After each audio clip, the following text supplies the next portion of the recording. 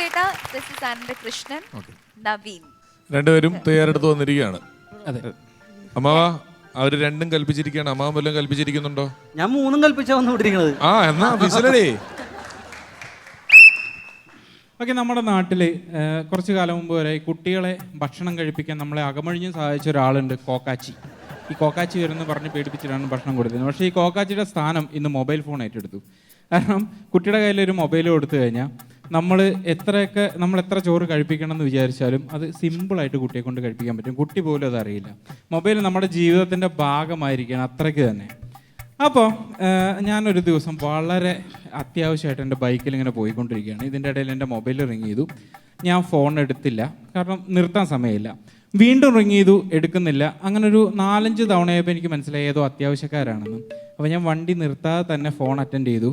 Customer കെയറിൽ നിന്ന് offer പറയാൻ വിളിച്ചായിരുന്നു. എൻ്റെ കഷ്ടകാലത്തിന് ഇതൊരു പോലീസുകാരൻ കണ്ടു, ഫൈൻ അടയ്ക്കേണ്ടി വന്നു. അന്നത്തെ ദിവസത്തെ രാവിലെ തുടക്കം അങ്ങോട്ട് പോയി കിട്ടി. ഇതെല്ലാം കഴിഞ്ഞ് ഞാൻ വൈകുന്നേരം വീടെത്താണ്. വീട്ടിൽ അതിനേക്കാളും വലിയ പ്രശ്നം. കാര്യം എന്താണെന്ന് വെച്ച് കഴിഞ്ഞാൽ രാവിലെ വന്ന 5 കോളിൽ അവസാനത്തെ മാത്രമായിരുന്നു കസ്റ്റമർ കെയർ. ബാക്കി മുഴുവൻ എൻ്റെ ഭാര്യ വിളിച്ച കോളായിരുന്നു. അന്ന് എനിക്ക് കോളായി. ഈ മൊബൈലിൻ്റെ ദൂഷ്യവശം എന്താണെന്നുള്ളത് എനിക്ക് കൃത്യമായിട്ട് അന്ന് അങ്ങോട്ട് മനസ്സിലായി. പിന്നെ ചില ആളുകളുണ്ട്, ഫുൾ ടൈം മൊബൈൽ നോക്കി നടക്കുന്ന ആൾക്കാരുണ്ട്. ചുറ്റൊന്നുമില്ല, അവർ നമുക്ക് നേരിട്ടൊന്നും പറയാൻ പറ്റില്ല. നമുക്ക് എന്തെങ്കിലും പറയണമെങ്കിൽ വാട്സപ്പ് ചെയ്യണം, എന്നാലും റിപ്ലൈ കിട്ടുള്ളൂ. ഇത് പറഞ്ഞപ്പോഴാണ് കുറച്ച് കാലം മുമ്പ് നടന്നൊരു സംഭവമാണ്. ഒരു ഭാര്യയും ഭർത്താവും ഇതേപോലെ ഫുൾ ടൈം മൊബൈൽ നോക്കിക്കൊണ്ടിരിക്കുന്ന ഭാര്യയും ഭർത്താവും ഒറ്റപ്പാലത്ത് നിന്ന് പാലക്കാട്ടേക്ക് ബസ് കയറാൻ വേണ്ടി വന്ന് ഇവർ ബസ്സൊക്കെ കണ്ടുപിടിച്ചു. മൊബൈലിലാണ് ശ്രദ്ധ മുഴുവൻ. ഭാര്യ ഫ്രണ്ട് ഡോറിൽ കൂടെ കയറി, ഭർത്താവ് ബാക്ക് ഡോറിൽ കൂടെ കയറി. വണ്ടി എടുത്തു, വണ്ടി പാലക്കാടെത്തി. ഭാര്യ നോക്കുമ്പോൾ ഭർത്താവിനെ കാണാനില്ല. ആകെ പ്രശ്നമായി. ഭാര്യ വേഗം ഭർത്താവിൻ്റെ ഫോണിലേക്ക് വിളിച്ചു. ഭർത്താവുണ്ട്, ഗുരുവായൂർ നിൽക്കണു. സംഗതി എന്താണെന്ന് വെച്ചാൽ അന്ന് ഈ മിനി ബസ്സുള്ള സമയമാണ്. ഈ 2 മിനി ബസ് ഇങ്ങനെ ലൈനായിട്ട് ഇട്ടിരിക്കുകയായിരുന്നു. ഭാര്യ ഫ്രണ്ടത്തെ ബസ്സിലും കയറി, ഭർത്താവ് ബാക്കത്തെ ബസ്സിലും കയറി. 2 വഴിക്ക് പോയി. ഈ മൊബൈലിനെ പറ്റിയുള്ള ഇങ്ങനെയുള്ള കുറ്റങ്ങൾ നിങ്ങളുടെ മുന്നിൽ നിന്നിട്ട് വലിയ ആളായിട്ട് ഞെളിഞ്ഞു എന്ന് പറയണം ഞാനും, എൻ്റെ മുമ്പിലിരിക്കണം നിങ്ങളെല്ലാവരും. ഇപ്പോഴും ഒരു ഗ്യാപ്പ് കിട്ടിയ അപ്പം മൊബൈൽ എടുത്ത് നോക്കുന്നുള്ള വലിയൊരു സത്യമാണ്. Okay, thank you, Naveen. നമുക്ക് ഫ്യൂ സെക്കൻഡ്സ് ബാക്കിയുണ്ടെന്ന് പറയാം. ഓക്കെ, നമ്മൾ അടുത്ത ആളിലേക്ക് പോകുന്നു. അനന്തകൃഷ്ണൻ. നമസ്കാരം ചേട്ടാ. എൻ്റെ പേര് പോലെ തന്നെ അനന്തമായ കേൾവിശക്തിയാണ് എനിക്ക്. ഞാൻ നന്നായിട്ട് കേൾക്കും. ആദ്യം അമ്മയുടെ കയ്യിൽ നിന്ന് കേൾക്കുമായിരുന്നു, പിന്നെ അച്ഛൻ്റെ കയ്യിൽ നിന്ന് കേൾക്കുമായിരുന്നു. അത് കഴിഞ്ഞ് സാർമാരായി, ടീച്ചർമാരായി, പിന്നെ നാട്ടുകാരായി. അങ്ങനെ എൻ്റെ ഈ കേൾവിശക്തി അറിഞ്ഞ് എൻ്റെ ഫ്രണ്ട് ചാക്കോ എനിക്ക് സജസ്റ്റ് ചെയ്തു ക്ലബ് ഹൗസ്. പറ്റിയ സ്ഥലമാണ് ചേട്ടാ. ഞാൻ അവിടെ ചെന്ന് കയറി കൊടുത്തു. അവിടെ ചെന്നപ്പോൾ തന്നെ പെരുന്നാൾ പോലെയാണ്, ചർച്ചകളുടെ ബഹളമാണ്. അത് ഒരു ചർച്ച എന്നൊക്കെ പറഞ്ഞു കഴിഞ്ഞാൽ നമുക്ക് ഒരു കവലപ്രസംഗം കേൾക്കുന്ന പോലെയാണ്. പക്ഷെ ഒരു കവലപ്രസംഗമൊക്കെ നമുക്ക് കേൾക്കാം. ഒരു 10-32 കവലയൊക്കെ ഒരു സ്ഥലത്ത് കൊണ്ടുവച്ചാൽ നമ്മൾ എങ്ങനെ ഇത് മുഴുവൻ കേൾക്കും? അപ്പോൾ എനിക്ക് ആദ്യം ഇത് കേൾക്കണമല്ലോ, നമ്മൾ കേട്ടിട്ട് വേണമല്ലോ ഇതിൽ നിന്ന് പുറത്തിറങ്ങണം. അപ്പം ഞാൻ അതിൽ കയറിയിട്ട് എനിക്ക് പറ്റിയത് ഏതാണെന്ന് നോക്കി. എനിക്ക് കേട്ടിരിക്കാനും പറ്റും, എനിക്ക് സംസാരിക്കാൻ വലിയ താല്പര്യം ഉണ്ടായിരുന്നു. അപ്പം ഞാനിങ്ങനെ നോക്കിയപ്പോൾ എനിക്ക് പറ്റിയൊരു ഗ്രൂപ്പ്, ഇൻട്രോവേർട്സിന് സ്വാഗതം. അപ്പം പറഞ്ഞു കൊള്ളാം, കേട്ടിരിക്കാം. കയറി കഴിഞ്ഞ് ഒരു 10-15 മിനിറ്റ് ഇരുന്ന് ചേട്ടാ, ആരും ഒന്നും മിണ്ടുന്നില്ല. ഞാനിങ്ങനെ ഇറങ്ങി പോകുന്നു. അത് കഴിഞ്ഞ് ഞാനിങ്ങനെ തപ്പിപ്പോയി. നമ്മൾ നിർത്തരുതല്ലോ, ഇങ്ങനെ പോയി കഴിഞ്ഞ് ഇൻ്റർനാഷണൽ ചർച്ചകളൊക്കെ ചേട്ടാ. ഓസോൺ പാളിയും ഓമന കുഞ്ഞമ്മയും തീതുപ്പുന്ന ഡ്രാഗൺ കുഞ്ഞുങ്ങൾ വിൽപ്പനയ്ക്കുന്നത്. ഞാൻ കയറി നോക്കി, നമുക്കൊരു ക്യൂരിയോസിറ്റി ഉണ്ടാവുമല്ലോ. ലുട്ടാപ്പിയും വർണ്ണവിവേചനം, അത് വലിയ രാഷ്ട്രീയം പറച്ചിലായിരുന്നു അതിനകത്ത്. അപ്പോൾ ഞാനിങ്ങനെ പറഞ്ഞ് നോക്കി പോയപ്പോൾ എനിക്ക് വേറൊരു ഇൻട്രസ്റ്റ് വന്നു. നോക്കിയപ്പോൾ ചൊവ്വയും ചൊവ്വാദോഷവും ഒരു ജോത്സ്യനിരുന്ന് ഭയങ്കരമായിട്ട് പറയുന്നു. ഞാൻ കയറിയ പുള്ളി ചന്ദ്രനിൽ ചോദിയിൽ ഭീതി, ചോദിച്ച് വന്നവൻ കണ്ടം വഴി ഓടി. പുള്ളി കബഡിയൊക്കെ എടുത്തിട്ട് കണ്ടമാനം ആളുകൾക്ക് ഇത് പറഞ്ഞു കൊടുക്കുകയാണ്. അപ്പോൾ ഞാൻ കുറേ നേരം വെയിറ്റ് ചെയ്ത് കൈ ഇങ്ങനെ പൊക്കിയിട്ട് കാത്ത് നിന്നൊരു ചാൻസ് കിട്ടിയപ്പോൾ പുള്ളിയുടെ അടുത്ത് ചോദിച്ചു, ചേട്ടാ എൻ്റെ അമ്മയ്ക്ക് കോവിഡിന് വാക്സിനേഷൻ എടുക്കും, ഒരു മുഹൂർത്തം കുറിച്ച് തരാമോ? പിന്നെ ചൊവ്വയ്ക്കൊക്കെ സുഖമായിട്ടിരിക്കുമെന്ന് വെച്ചു. അവിടെ നിന്ന് എനിക്ക് ഇറങ്ങിപ്പോലും പോയിട്ടില്ല. പുള്ളി അപ്പം തന്നെ എന്നെ ചവിട്ടി പുറത്താക്കി. അത് കഴിഞ്ഞ് ഞാനിങ്ങനെ പോയപ്പോൾ എനിക്കറിയാവുന്ന ഒരു പ്രമുഖൻ ഒരു ഗ്രൂപ്പിലിരിക്കും. അത് കണ്ടാൽ നമ്മൾ കയറണമല്ലോ, നമ്മൾ കയറിപ്പോവും. ഇവൻ ഉഡായിപ്പാണ്, അതെനിക്കറിയാം. അപ്പോൾ ഇവൻ എന്താ പറയുന്നതെന്ന് എനിക്കറിയാനൊരാഗ്രഹം. ഞാൻ അതിൽ കയറിയപ്പോൾ ഇവൻ ഭയങ്കര രാഷ്ട്രീയം പറയുന്നു.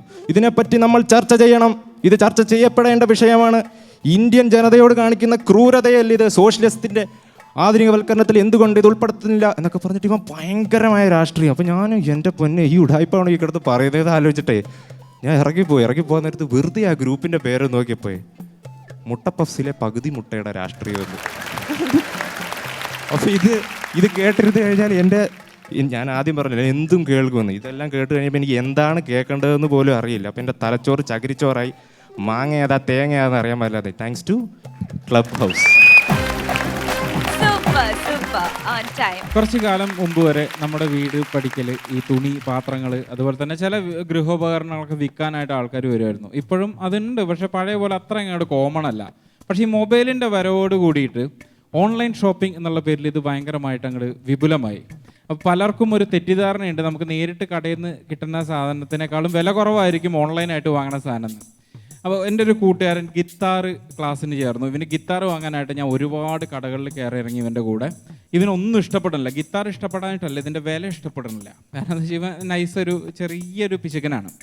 ഇവന് എളുപ്പത്തിൽ വില കുറഞ്ഞ് ഒരു ഗിത്താർ കിട്ടുമെന്ന് പറഞ്ഞിട്ട് ഇവൻ ഓൺലൈനിൽ സെർച്ച് ചെയ്തു. 800 രൂപയ്ക്ക് നല്ല കിട്ടിക്കൻ ഗിത്താർ. അപ്പോൾ ഈ കടക്കാർ മുഴുവൻ കള്ളന്മാരാണെന്ന് പ്രഖ്യാപിച്ചിട്ട് ഇവൻ വേഗം ഈ സാധനം ഓർഡർ അയച്ചു. 4-ാം ദിവസം സാധനം വന്നു.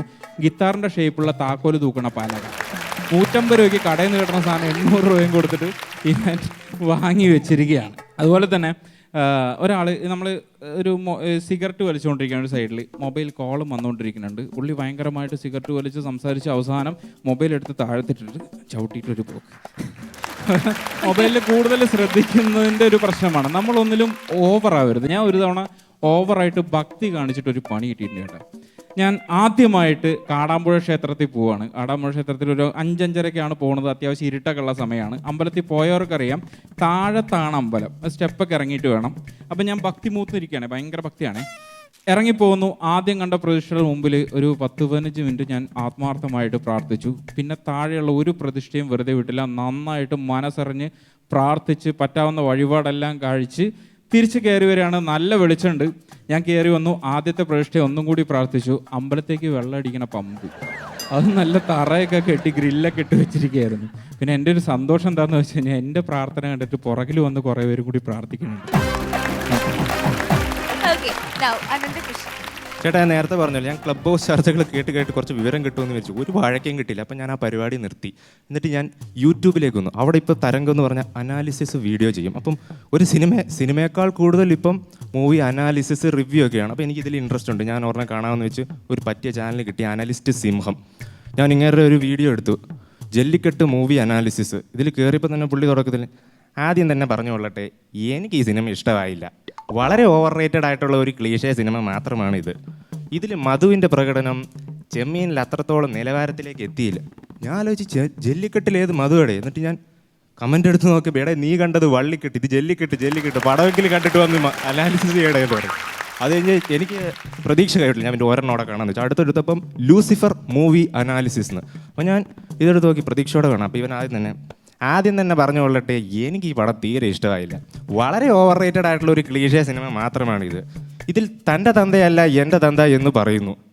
പക്ഷേ തന്തയെപ്പറ്റി ഈ സിനിമയിൽ ഉടനീളം മുഴുവൻ സംശയം മാത്രമാണ്. സത്യത്തിൽ ഇതിലെ സംവിധായകനും എഴുത്തുകാരനും ഉപയോഗിച്ചിരിക്കുന്നത് പണ്ട് മണവാളൻ പുലിവാൽ കല്യാണത്തിന് ഉപയോഗിച്ചിരിക്കുന്ന ഒരു തന്ത്രമാണ്. അച്ഛനാരാണെന്ന് അറിയണം എന്ന് കരയുമ്പോൾ പള്ളിയിൽ അച്ഛനെ കാണിച്ച് തന്ന് പൊട്ടിച്ചിരിപ്പിക്കുമായിരുന്നു എൻ്റെ പൊന്നമ്മച്ചി. സ്റ്റീഫൻ നെടുമ്പള്ളിയുടെ അച്ഛനെ പള്ളിയിൽ അച്ഛൻ. അപ്പം ഇവൻ്റെ മൂവി അനാലിസിസ് പരാജയമാണെന്ന് തോന്നി. ഞാൻ വേറൊരു അനാലിസിസ് യൂട്യൂബ് ഇങ്ങനെ തരുമല്ലോ റെക്കമെൻഡേഷൻ. അപ്പോൾ ഞാൻ അടുത്ത് നോക്കി ഇവൻ്റെ സച്ചിൻ ടെണ്ടുൽക്കർ അനാലിസിസ്. ഇവൻ കയറിയിട്ട് ആദ്യം തന്നെ പറഞ്ഞുകൊള്ളട്ടെ, എനിക്ക് ഇയാളുടെ ബാറ്റിംഗ് ഇഷ്ടമല്ല. വളരെ ഓവർ റേറ്റഡ് ആയിട്ടുള്ള ഒരു ക്ലീഷേ ബാറ്റ്സ്മാനാണ് ഇദ്ദേഹം. ഇദ്ദേഹത്തിൻ്റെ ബാറ്റിൻ്റെ നടുക്ക് മാത്രമാണ് പന്ത് കൊള്ളുന്നത്. സ്വന്തം ബാറ്റ് പോലും മുഴുവനായി ഉപയോഗിക്കാൻ അറിയാത്തൊരു പ്ലെയറാണ് ഇദ്ദേഹം. എന്തിന് ഇന്ത്യൻ ടീമിൽ എടുത്തെന്നൊക്കെ. അപ്പോൾ ഇവൻ്റെ അനാലിസിസ് എനിക്ക് കേൾക്കില്ല. ഞാൻ നിർത്തി. പോണതിന് മുമ്പ് യൂട്യൂബ് തരുമല്ലോ. അപ്പോൾ ഞാൻ അടുത്തത് വന്നപ്പോൾ വേറൊരുത്തൻ്റെ ജല്ലിക്കെട്ട് മൂവി അനാലിസിസ് ഭയങ്കര റീച്ചും പോയി. അപ്പോൾ ഞാൻ വിചാരിച്ച് ഇത് നമുക്ക് പറ്റിയതാണ്. കയറി. അപ്പോൾ പുള്ളി ആദ്യം തന്നെ പറഞ്ഞു ഈ പടം എനിക്ക് ഇഷ്ടമായി. അപ്പോൾ എനിക്ക് ഭയങ്കര പ്രതീക്ഷയായി. അപ്പോൾ ഞാൻ പുള്ളി ബാക്കി ചെയ്തു, ഈ പടം എനിക്ക് ഇഷ്ടമായി, പക്ഷേ ഇതിൽ മുഴുവൻ പാളിച്ചകളാണ്. പ്രശസ്തൻ ബ്രിഞ്ചാൾസ്കി എന്താണ് പറഞ്ഞിരിക്കുന്നത്? ഇത് കേട്ടതോടെ ഞാനങ്ങ് ഇറങ്ങിപ്പോയി. ഇത് നമുക്ക് ഉള്ള വിവരം കൂടെ ഇല്ലാതാവും തോന്നുന്നു. അതുമാതിരത്തെ വാക്കുകളും അനാലിസിസ് ലോയൊക്കെ വെച്ചിട്ടാണ് ഇവർ ചെയ്യുന്നത്. അപ്പം നമുക്ക് എന്തെങ്കിലും പുതിയതായിട്ട് പഠിക്കണമെന്നുണ്ടെങ്കിൽ വിവരമുള്ള ആരെങ്കിലും ചിന്തിച്ച് എഴുതിയ ഏതെങ്കിലും പുസ്തകം വായിക്കുക, അല്ലെങ്കിൽ അങ്ങനെയുള്ളവർ പറഞ്ഞത് കേൾക്കുക. അപ്പം ഇതോടുകൂടി ഞാൻ ഈ പരിപാടി സോഷ്യൽ മീഡിയ തന്നെ അങ്ങ് ഉപേക്ഷിച്ച്. പക്ഷേ രാവിലെ എഴുന്നേറ്റപ്പോഴേ അനലിസ്റ്റ് സിംഹം ആഡഡ് എ ന്യൂ വീഡിയോ. അത് മനുഷ്യനല്ല പുള്ളേ. ഞാൻ ആ വീഡിയോ ഒന്ന് കണ്ട് ആ റൂട്ടിൽ അങ്ങ് പോയി.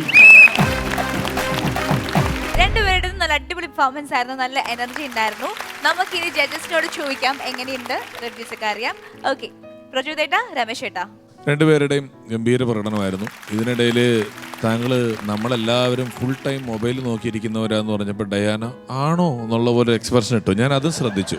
കാരണം ഇവിടെ ഷൂട്ടിംഗ് കാണാൻ വന്നാൽ മാത്രമേ പ്രേക്ഷകർക്ക് അറിയാവുള്ളൂ. ഈ ഒരു സമയം മാറ്റി നിർത്തിയാൽ വാട്സപ്പിൽ നിന്ന് പ്രോവിഡൻറ്റ് ഫണ്ടും ഗ്രാറ്റുവിറ്റിയും പെൻഷനും ഉള്ള ഒരേ ഒരാൾ ഡയാനയാണ്. അത്രയും മെസ്സേജ് അയക്കുന്ന, എന്താ ആർക്കാ അയക്കുന്നതെന്നൊന്നും അറിയില്ല, പക്ഷെ സ്ഥിരം ചെയ്യുന്ന ഒരാളാണ്. ഡയാന ഒന്ന് ഞെട്ടി. പിന്നെ നിങ്ങളുടെ ക്ലബ് ഹൗസും പരിപാടികളും എല്ലാം അനന്തകൃഷ്ണൻ വളരെ ഗംഭീരമായിട്ട് ചെയ്തു. താങ്കളും വളരെ നല്ല രീതിയിൽ കുറേ അധികം കാര്യങ്ങൾ ഇത്തവണ പറഞ്ഞിട്ടുണ്ട്. ചേട്ടാ, തീർച്ചയായിട്ടും നവീൻ, അനന്തകൃഷ്ണൻ നല്ല രസമുണ്ടായിരുന്നു കേട്ടോ. കാര്യം നമുക്ക് ചില സാധനങ്ങൾ നമ്മുടെ മനസ്സിൽ ഓർത്തിരിക്കും എന്ന് പറയും. അങ്ങനെ ഓർത്തിരിക്കുന്ന നല്ല ഹ്യൂമറാണ് രണ്ടുപേരും ഇന്നിവിടെ അവതരിപ്പിച്ചെന്നുള്ളത്. രണ്ടുപേരും കാരണം നമുക്ക് ഈ കോവിഡ് സമയത്തൊക്കെ ഒരുപാട് മരണങ്ങൾ സംഭവിച്ചു, നമുക്ക് വിഷമങ്ങളുണ്ടായി. അതിൽ ഏറ്റവും അധികം വിഷമം ക്രിസോസ്റ്റം തിരുമേനി മരിച്ചത് നമുക്ക് വളരെയധികം നഷ്ടമായി പോയി. അപ്പോൾ അദ്ദേഹത്തിൻ്റെ ഒരു കഥ എടുത്തു പറഞ്ഞിട്ടുണ്ട്. അദ്ദേഹം ഈ ഒരു മരണ വീട്ടിൽ അദ്ദേഹം ചെന്നപ്പോൾ അവിടെ ഈ എല്ലായിടത്തും ആളാകാൻ നടക്കുന്ന ഒരാളുണ്ട്, ജോസഫ് എന്ന് പറയുന്ന എൻ്റെ ഒരാൾ. അപ്പോൾ ഇദ്ദേഹം ഇങ്ങനെ അവിടെ ഇങ്ങനെ ആളാകാൻ നടക്കുന്നു, എല്ലാവരും പുള്ളിയെ ശ്രദ്ധിക്കണം എന്നാണ് പറയുന്നത്. അപ്പോൾ ഈ തിരുമേനി ഇങ്ങനെ നോക്കിയപ്പം ഇയാളിങ്ങനെ ഈ ബോഡിയെ നോക്കി കുറേ നേരം ഇങ്ങനെ നിൽക്കുകയാണ്. അപ്പോൾ തിരുമേനി ഇയാളോട് ചോദിച്ചു, അലക്സ് ഇപ്പോൾ ആലോചിക്കുന്നത് ആ ബോഡി അവിടെ ഞാൻ കയറി കിടന്നാൽ എല്ലാവരും എന്നെ ശ്രദ്ധിക്കും എന്നല്ലേ അലക്സ് ഉദ്ദേശിക്കുന്നത് ചോദിച്ചു. അപ്പോൾ എല്ലാവരും ചിരിച്ചു കഴിഞ്ഞപ്പോൾ ഈ ഇദ്ദേഹം വന്ന് അച്ഛൻ്റെ അടുത്ത് ഇങ്ങനെ, ഇദ്ദേഹം ദേഷ്യമായി പോയി പെട്ടെന്ന് അച്ഛൻ ഇങ്ങനെ പറഞ്ഞു. അപ്പോൾ അച്ഛൻ്റെ അടുത്ത് ഇദ്ദേഹം വന്ന് ചോദിച്ചു, അച്ഛൻ ഈ മരണ വീട്ടിലൊക്കെ ഒന്ന് തമാശ പറയുമോ? അപ്പോൾ തിരുമേനി പറഞ്ഞു, ഈ തമാശയ്ക്ക് മരണമെന്നോ ജന്മമെന്നോ ഒന്നുമില്ല. നല്ലൊരു തമാശയാണെങ്കിൽ അത് ജനിച്ചാൽ ജീവിതത്തിൽ മരിക്കുന്നതിന് വരെ നമുക്ക് ഓർത്തിരിക്കുമെന്ന് പറഞ്ഞു.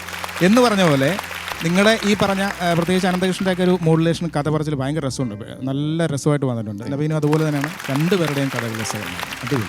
എനിക്ക് തോന്നുന്നൊരു കാര്യം, ഇവരെല്ലാം, ഞാൻ ഇവരുടെ എല്ലാം ആദ്യത്തെ പ്രകടനങ്ങൾ കണ്ടതാണ്, രണ്ടാമത്തെ കണ്ടതാണ്, മൂന്നാമത്തേതാണ് കണ്ടുകൊണ്ടിരിക്കുന്നത്. വലിയ സന്തോഷം തോന്നുന്നൊരു കാര്യം, ഇവർ തന്നെ ഇവരുടെ ആദ്യത്തെ പ്രകടനവും ഇന്നത്തെ പ്രകടനവും എടുത്ത് കണ്ടാൽ സിമ്പിളി പ്ലേ ചെയ്ത് നോക്കിയാൽ ഇവർക്ക് ഇവരുടെ വ്യത്യാസം മനസ്സിലാവും. ഇവരെല്ലാം വളരെ റിഫൈൻഡ് ആയിക്കൊണ്ടിരിക്കുകയാണ് ഓരോ എപ്പിസോഡുകൾ കഴിയുമ്പോഴെന്നുള്ളത് വലിയ സന്തോഷം തരുന്നൊരു കാര്യമാണ്. നവീൻ്റെ ആദ്യത്തെ എപ്പിസോഡിലെ പാലക്കാട് ഭാഷയും പ്രകടനങ്ങളും എല്ലാം വളരെ ഗംഭീരമായിട്ട് വന്നിട്ടുള്ളതായിരുന്നു. രണ്ടുപേരുടെയും പ്രകടനങ്ങൾ വളരെ നല്ലതായിരുന്നു. അതിൽ അത്ഭുതപ്പെടുത്തിയത് അനന്തകൃഷ്ണനാണ്. കാരണം അനന്തകൃഷ്ണൻ കഴിഞ്ഞ തവണ ഉള്ളതിനേക്കാളും കൂടെ വലിയ ഡെവലപ്മെന്റ് കാണിച്ചു. കൺസിസ്റ്റന്റ് ആയിട്ട് നിൽക്കുന്ന ഒരാളാണ് നവീൻ.